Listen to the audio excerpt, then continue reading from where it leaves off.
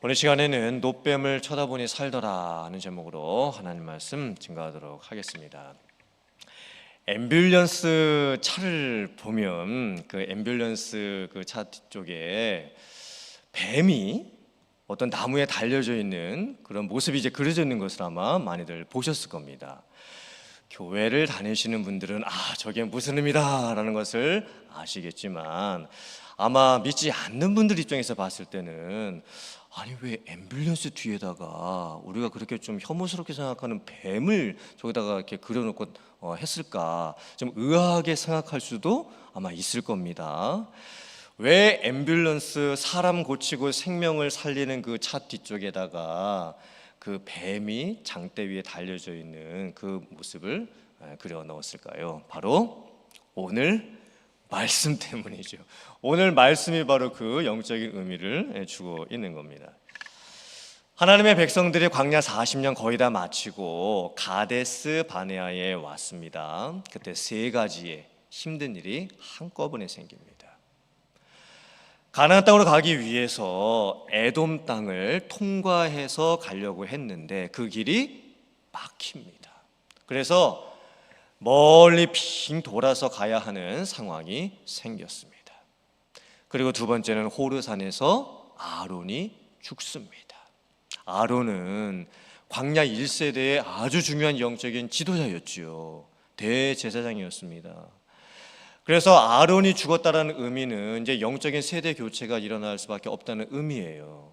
아론이 죽고 나서 아들 엘르아살이 대제사장이 되지요. 지금 하나님의 백성들 입장에서는요, 너무나 중요하고 너무나 소중했던 아론이라고 하는 중요한 리더를 떠나보내게 됐던 겁니다. 그리고 30일이나 이제 장례 치르고 애곡을 하게 되죠. 세 번째는 아랏 왕이 하나님의 백성들을 공격을 해서 포로로 또 잡아갑니다. 이 일로 인해서 하나님의 백성들이 하나님께 기도하게 되지요. 그리고 결국엔 하나님께서 이제 그 포로들을 다시 구출할 수 있도록 해 주십니다. 그런데 이 세 가지의 큰 일을 겪으면서 하나님의 백성들의 마음이 상하게 됩니다. 마음이 상했다라는 의미가 뭘까요? 마음이 너무 힘든 거예요. 마음에 너무나 무거운 짐이 지금 놓여 있는 것 같습니다. 마음이 어떻게 보면 다 갈기갈기 찢겨 나가는 것 같은 그런 참 어떻게 견딜 수가 없는 그런 상황이 지금 된 거예요. 그때 하나님의 백성들이 또 불평하고 이제 원망을 하기 시작을 합니다. 하나님을 향해서도 모세를 향해서도 우리를 왜 애굽에서 이렇게 나오게 해서 이 광야에서 우리로 하여금 이렇게 죽게 하느냐. 여기에는 먹을 것도 없고 또 마실 물도 없도다라고 하면서 불평불만을 하게 됩니다. 참 하나님의 백성들 모습을 보면요, 변한 게 정말 없습니다. 40년 전이나 광야생활 40년 하고 나서나 하나님이 그렇게 40년 동안을 광야생활을 하시면서 훈련을 시켜 놓으셨는데도 불구하고 정말 하나님의 백성들이 정말 안 변해도 너무 안 변했습니다. 광야 40년 동안 달라진 게 너무나 없는 거예요. 예전이나 지금이나 똑같습니다. 그런데 하나님의 백성들이요, 이렇게까지 원망을 표현을 합니다. 우리가 광야에서 먹었던 이 하찮은 음식이 이제는 싫다. 지금 만나를 광야 생활 40년 하면서 먹었던 것을 그 하나님이 은혜를 베풀어 주셔서 먹이게 해주셨던, 기적을 베풀어서 먹이게 해주셨던 그 만나를 이 하찮은 음식이라고 지금 평가를 하고 있는 거예요. 이건 단순히 음식이 맛이 없다는 의미가 아니겠죠. 이 불평은 하나님에 대한 은혜에 대한 망각이었고 불평이었습니다. 하나님의 백성들이 하지 말아야 될, 참 이렇게까지 꼭 말을 해야만 하는가 싶을 정도의 그런 원망을 하나님 앞에 쏟아내게 됐던 거예요. 하나님께서 진노하시죠. 그리고 심판하시고 징계를 내리십니다. 광야에 있었던 불뱀들을 보내셔가지고, 불뱀은 맹독성 독사입니다. 그래서 많은 하나님의 백성들이 그 불뱀에 물려서 죽임을 당하게 하십니다. 그때 하나님의 백성들이 이제 잘못했다고 뉘우치지요. 그리고 모세에게 부탁을 합니다. 모세가 우리들을 위해서 하나님께 부르짖어서 우리를 살려달라고 해달라. 그렇게 또 이제 부탁을 하게 됩니다.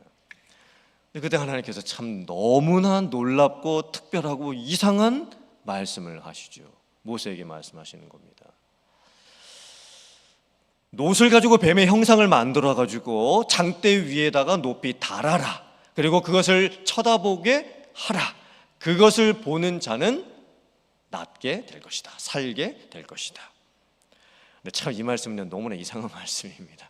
아니 불뱀에 물려가지고 지금 죽게 되는 사람들에게 무슨 놋으로 뱀의 형상을 만들어가지고 장대 위에다가 달라고 하시는 말씀은 무엇이며, 그리고 그것을 쳐다보는 자는 낫게 될 것이고 살게 될 것이다. 이 말씀은 또 무슨 의미일까요? 여기에 두 가지 중요한 의미가 있습니다. 하나님께서 왜 이렇게 말씀을 하셨을까요? 하나님의 백성들의 믿음을 테스트하시기 위함이셨죠. 하나님의 백성들의 근본적인 문제가 뭐였을까요? 그냥 단순히 불평하고 원망하는 것이 아니었습니다. 그냥 살기가 피곤하고 지쳤다, 힘들다 이런 하소연하는 것도 아니었습니다. 하나님의 백성들의 이 근본적인 문제는요, 하나님에 대한 믿음과 신뢰와 관계가 다 깨져 있다는 거예요. 정말 하나님이 자기를 구원하시고 정말 하나님께서 자기를 인도해 주신다라고 하는 하나님에 대한 그 믿음을 지금 다 잃어버리고 있었습니다. 이건 정말 큰 문제였죠.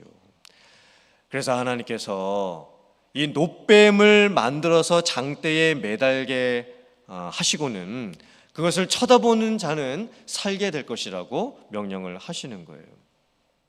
사실 놋뱀을 만들어가지고 장대에 매단다고 해서 그게 무슨 효능이 있겠습니까? 또 그것을 어떻게 쳐다본다고 해서 나을 수가 있겠습니까?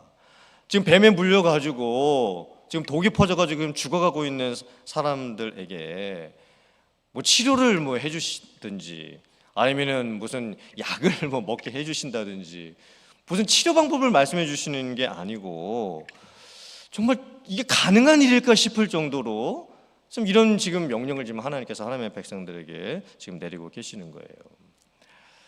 하나님께서는 지금 하나님의 백성들에게 믿음을 테스트하고 계십니다. 쳐다보는 자는 살게 될 것이다. 믿고 보는 자는 낫게 될 것이다. 지금 이 테스트를 지금 하고 계시는 겁니다. 사실 우리들도 똑같지요. 아마 우리들도 하나님의 백성들 입장이었으면, 우리들도 광야 생활을 그렇게 40년 동안 했으면 그 인생의 고단함과 살아야 된다는 절박감과 한 치 앞도 모르는 불안감 때문에 아마 우리의 모습도 하나님의 백성들의 모습과 똑같았을 겁니다. 하나님께서 우리들에게 오늘 여기 이 자리에서 원하시는 게 무엇일까요? 우리에게도 믿음을 바라고 계시는 거겠죠. 정말 하나님께서 나의 구원자가 되시고 나의 인도자가 되시고 또 나의 창조자가 되신다고 하는 것을 우리에게 지금 믿으라고 요구하고 계시는 겁니다. 우리가 살고 있는 세상은 지금 흔들리는 세상입니다. 너무나 지금 많은 것들이 지금 바뀌어가고 있습니다. 우리 주변에 있는 모든 모습들을 보고 사람들의 모습을 봤을 때 정말 어떻게 살아야 될까 싶을 정도의 그런 참으로 힘들고 어려운 상황들이 우리에게 닥쳐져 있습니다. 그때 여러분들의 믿음이 정말 세상이 흔들리고 사람들은 변하여도 오직 하나님 바라보시고 그리고 하나님이 주시는 그 믿음 안에서 살아갈 수 있게 되시기를 주님의 이름으로 축원합니다. 그 믿음을 갖고 살아갈 수 있는 우리들이 되어야 될 줄 믿습니다. 자, 두 번째는 하나님께서 놋뱀을 만들어서 장대에 달라 그리고 쳐다보면 살게 될 것이라 라고 하셨던 이 말씀에는요, 너무나 중요한 영적인 구원론적인 의미가 담겨져 있습니다. 성경 66권 그 많은 구절 중에서 복음의 핵심을 담고 있는 구절 딱 한 구절만 고르라고 한다면 아마도 요한복음 3장 16절일 것 같습니다. 하나님이 세상을 이처럼 사랑하사 독생자를 주셨으니 이는 그를 믿는 자마다 멸망하지 않고 영생을 얻게 하려 하심이라. 근데 이 구절 바로 앞에 무슨 내용이 적혀 있는지 아십니까? 이 요한복음 3장 16절은요, 성경 66권 중에 복음의 핵심을 담고 있는 너무나 중요한 구절입니다. 그 구절 바로 앞에, 이렇게 중요한 구절 바로 앞에 무슨 내용이 적혀 있는지 혹시 아십니까? 자, 화면 보시고 같이 한번 읽어볼게요. 요한복음 3장 14절 15절 그걸 16절까지. 자, 시작. 모세가 광야에서 뱀을 든 것 같이 인자도 들려야 하리니 이는 그를 믿는 자마다 영생을 얻게 하려 하심이니라. 하나님이 세상을 이처럼 사랑하사 독생자를 주셨으니 이는 그를 믿는 자마다 멸망하지 않고 영생을 얻게 하려 하심이라. 아멘. 요한복음 3장 16절 바로 앞에 이 민수기 21장에 기록된 이 놋뱀을 장대에 매달아 다는, 그리고 쳐다보면 살게 된다는 이 말씀이 인용되어서 기록이 되어 있습니다. 참 놀랍지요. 지금 예수님께서 직접 말씀하고 계시는 거예요. 예수님께서 장차 십자가에 달려 죽으시고 우리를 구원하실 사건을 과거에 있었던 이 민수기 21장에 기록되어 있는 이 놋뱀 사건을 예로 들면서 말씀을 하고 계십니다. 예수님께서 왜 이 놋뱀 사건, 놋뱀이 장대에 달리는 사건과 예수님께서 십자가에 달려 죽으시는 사건을 서로 연결하고 계실까요? 그 의미가 딱 맞기 때문입니다. 불뱀에 물린다는 이 의미가 영적으로 무슨 의미가 있을까요? 왜 하나님께서는 그 광야에서 많은 동물들 중에서 이 불뱀을 보내셔가지고 불뱀에 물리게 하셨을까요? 뱀이라고 하는 동물은 창세기에 등장할 때부터 사단의 시험과 유혹을 이제 상징하는 동물로 등장을 합니다. 뱀은 사단의 간교함을 나타내고 있죠. 불뱀에 물렸다는 의미가 영적으로 뭘까요? 결국은 사단의 시험과 유혹을 받고 그리고 죄를 지을 수밖에 없게 되었다라고 하는 우리의 영적인 이런 죄의 상태에 대해서 말씀을 하고 있는 겁니다. 예수님이 말씀하셨죠. 모세가 광야에서 놋뱀을 든 것 같이 나도 들려야 할 것이다. 예수님이 들리신다는 게 무슨 의미일까요? 이제 얼마 안 있으면 십자가에 달려 죽게 되실 것을 지금 말씀하고 계시죠. 그리고 하나님께서 이 불뱀에 물린 하나님의 백성들을 고쳐주실 때 그냥 여러 가지 다른 방법으로 고쳐주실 수도 있었습니다. 근데 왜 굳이 쳐다보면 낫게 될 것이다, 쳐다보면 살게 될 것이다, 이렇게 믿음을 요구하셨던 걸까요? 사실 놋뱀 자체는 아무 효능이 없지요. 그리고 어떻게 쳐다보는 것이 실제적인 병을 낫게 할 수가 있겠습니까? 어떻게 믿음을 갖는다고 해서 죽어가는 사람이 실제적으로 죽게 되었던 그 상황 속에서 다시 육신적인 회복, 살아나는 그런 역사가 일어날 수가 있겠습니까? 여러분, 이 말씀 안에는요, 이 믿는다라고 하는 것이 얼마나 놀라운 것인가에 대해서 지금 말씀을 하고 계시는 거예요. 믿는다라고 하는 것은요, 실제 믿는 자에게 그 믿음으로 말미암아 나타나는 현상이 일어날 수 있다라고 하는 것을 하나님께서 지금 보여주고 계시는 거예요. 믿는 자에게 실제적인 역사가 일어납니다. 우리가 믿을 때 우리의 눈으로 보게 되는, 우리의 손으로 만지고 우리가 경험할 수 있는 실제적인 물리적인 역사가 일어나게 된다는 거예요. 놋뱀이 장대 위에 달린 것을 쳐다보는 자는 그냥 보는 게 아니죠. 하나님의 약속을 믿고 보는 자입니다. 그 믿음이 있는 자는요, 낫습니다.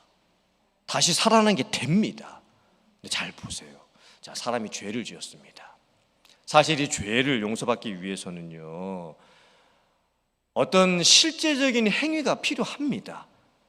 내가 말로 미안하다고 하든지, 돈으로 변상을 하든지, 감옥에 가든지, 그 죄에 해당하는 어떤 실제적인 행동을 내가 대가를 치러야만 죄는 용서받을 수가 있게 되는 겁니다.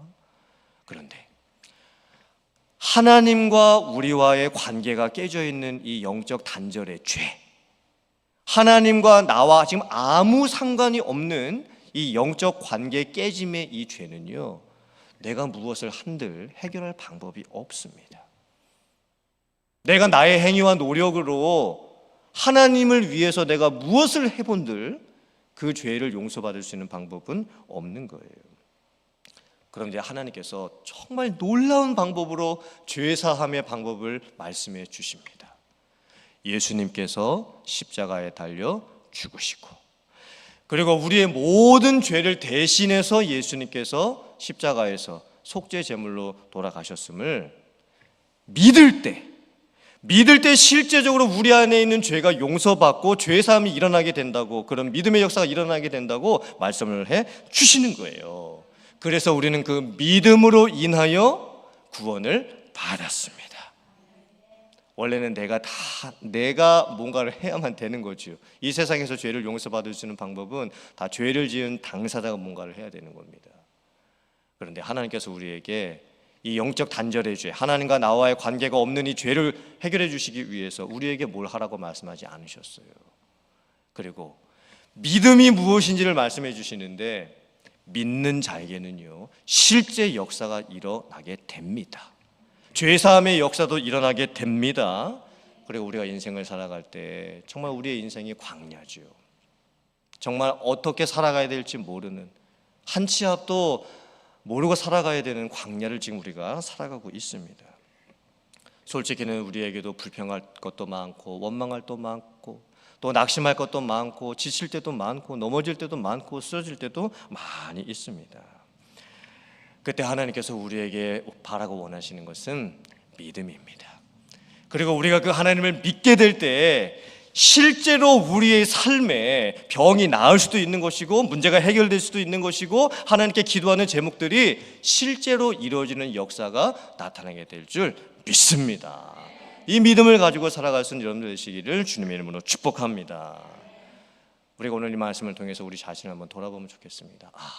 하나님께서 내 인생을 지금까지 인도해 주시면서 정말 영적인 만나 같은 것들을 많이 먹여주시고 또 공급해 주시고 인도해 주셨는데, 내가 그 하나님의 은혜를 이 하찮은 음식이라고 하면서 불평했던 그 하나님의 백성들과 같은 그런 참 영적으로 어리석은 모습이 있지는 않은가, 내 자신을 먼저 돌아보기를 원합니다.